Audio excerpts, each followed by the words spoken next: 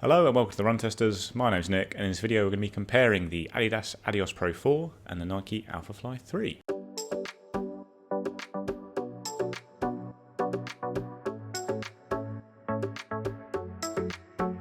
The Alphafly 3 and the Adios Pro 4 are two of the best carbon plate running shoes on the market. The Alphafly is Nike's top racing shoe, the one that's used by its elites to set world marathon records for both the men and women at the moment, I think.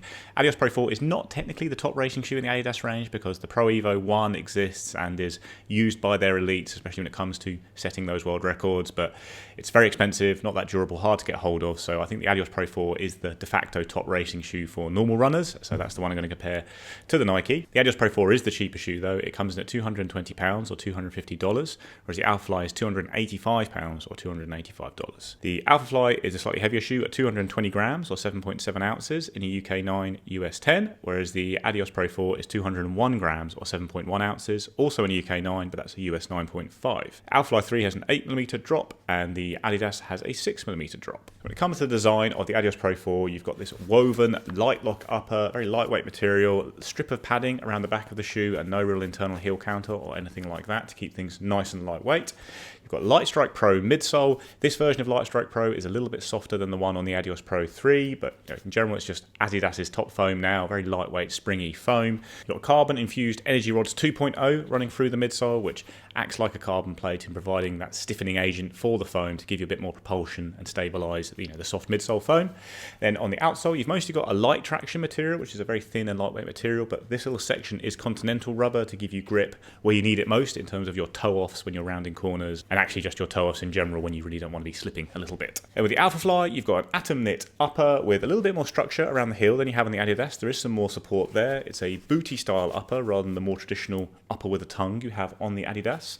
It uses ZoomX foam in the midsole, which is Nike's springy PEBA-based foam that we've seen on all their racing shoes since the Vaporfly. Got the Air Zoom pods under the forefoot, which is the key difference between the Alphafly and the Vaporfly, and a full-length carbon plate running through the shoe.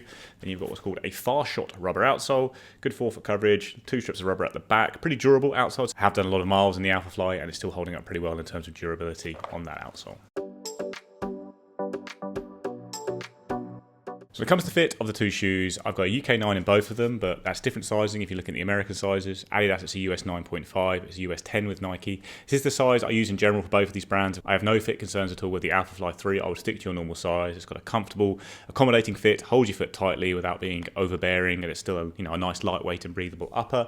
With the Adidas, you can certainly look at going half a size up if you're using UK sizing, because I think I am quite close to the front of the shoe. With Adidas, sometimes I go half a size up, sometimes I don't. So usually it's okay in the more training focused shoes for me to stick to a UK 9 because I'm quite small for my size, but with the racing shoes it sometimes benefits me to go half a size up, and I think I could have done that in the Adidas. So I'd say if you're looking around the world, and the sizing is a bit more consistent there, then I think it's probably okay to stick to your normal size unless you are craving a little bit of extra room for marathon running in particular. If you're in the UK, I would look at going half a size up though because of the way the size converts. Other than that, no concerns with the upper on the Adios Pro 4. It's much better than the one on the Adios Pro 3. No irritation from the lace eyelets or anything like that.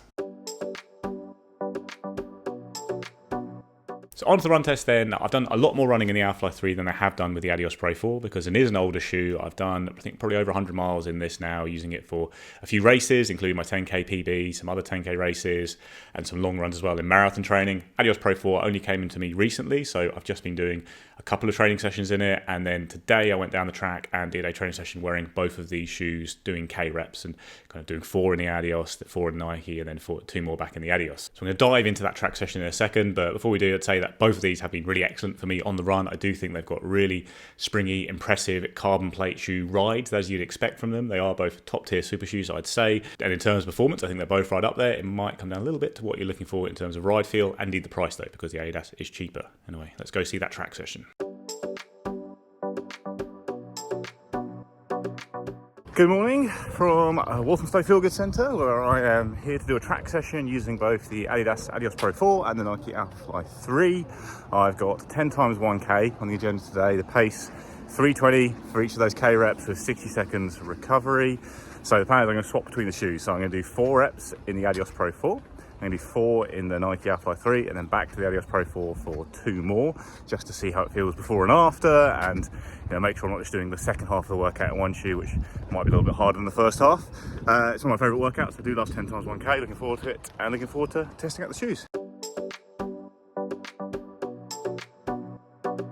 So all done there. That was tougher than it used to be about 5 weeks ago before the marathon, doing 10 times 1K at 3:20, but got through on pace. It's interesting swapping between the shoes. Like, it definitely had a different feel. I'm glad I swapped back to the Adidas because it does change your perception changing into a shoe. So when I swapped to the Alphafly at first, it feels like lighter and airier than the Adidas, despite being the heavier shoe. I think that's because of the soft foam at the back. So you get almost a dual density effect with the Alphafly, where you're hitting that soft foam, rolling onto those firm pods, and then you get a bit of punch off, but it also feels a bit broader.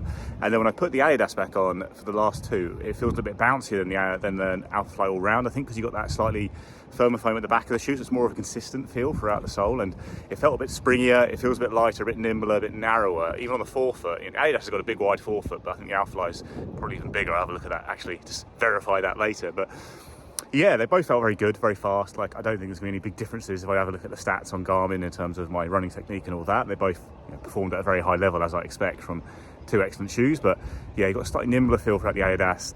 I probably slightly liked it a little bit more today in that session. I think because of the pace I was running. If I was running that session, like I say, 5 weeks ago, and I'm fitter and I'm cruising through those reps, the Alphafly feels amazing. Like, I did like 2K reps at around that kind of pace in the Alphafly a little while back, and yeah, felt really, really good in it. But today, when I was pushing a bit harder and dragging myself through, I think the nimbler feel of the Adidas helped me a bit more. As a kind of high cadence runner, that firmer feel felt a bit better to me.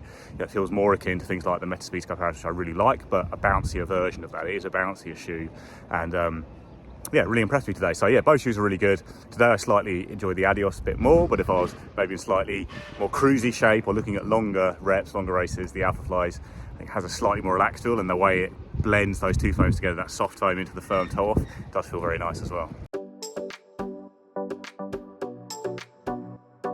The one thing I forgot to mention in that section was that the Alphafly is notably louder. As soon as I put it on, it really was very loud compared to the Adidas, which is, I think just a pretty normal sounding shoe. It actually was quite helpful today because the track was busy with like a kids club, so my clomping Alphafly feet really made it known that I was coming through. I did have a quick look at the stats on Garmin, which records things like ground contact time, vertical oscillation, and all that. I can flash them up on screen, but really you can see they were very consistent across both shoes. Like, I wasn't really going flat out on either of them, so you'd expect it all to be quite controlled. At the end of the session, I did start to shorten my stride length and stuff like that a little bit, but overall there wasn't really a big difference between these 2 shoes, so I don't think either is really changing my form. I'm still the same kind of shuffling, high cadence runner that I always am in both of them. It's more just a slight difference in ride feel, which might determine which one you go for.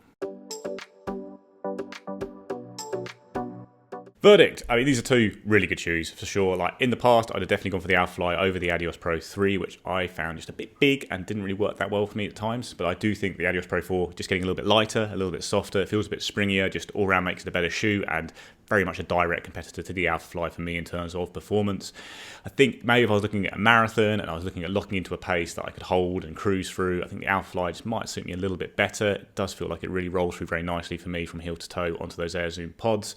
But in terms of going for more flat out paces, and even at the end of marathons maybe when I'm starting to tire, I do think the Adios Pro 4 might have a little edge because it does have a nimbler feel, a slightly springier feel sometimes, and I really like the way the forefoot rocker works on this and on the other Adidas shoes in the range, including the Evo SL. And I was looking at shorter distances, I might lean towards the Adidas, even though I have set my 10k PB in the Alphafly. They're both really good for all distances. Maybe that's the way I'd look at it though. I think you have got slightly different ride feels, but really the performance level is going to be very similar across these 2. And obviously that's a point in the Adidas's favour because it is a fair bit cheaper than the Nike. And if you are going to say 65 quid or even $35, it is pretty worthwhile doing that, because I do think this is a really fantastic racing shoe. Alphafly, maybe if you're looking at marathons in particular, might be one to consider, especially as the Adidas's fit has proved troublesome for some people. Like, even if you do have the right size, I think the toe box has caused a few bruised and bloody toes at times, but hopefully there won't be a problem for me if I do longer runs in it. Yeah, certainly really enjoyed running in both shoes today. I think they're both top tier options. The Adidas is cheaper, so that does give it a bit of an edge, I would say, but maybe if looking at marathons, might lean towards the Alphafly.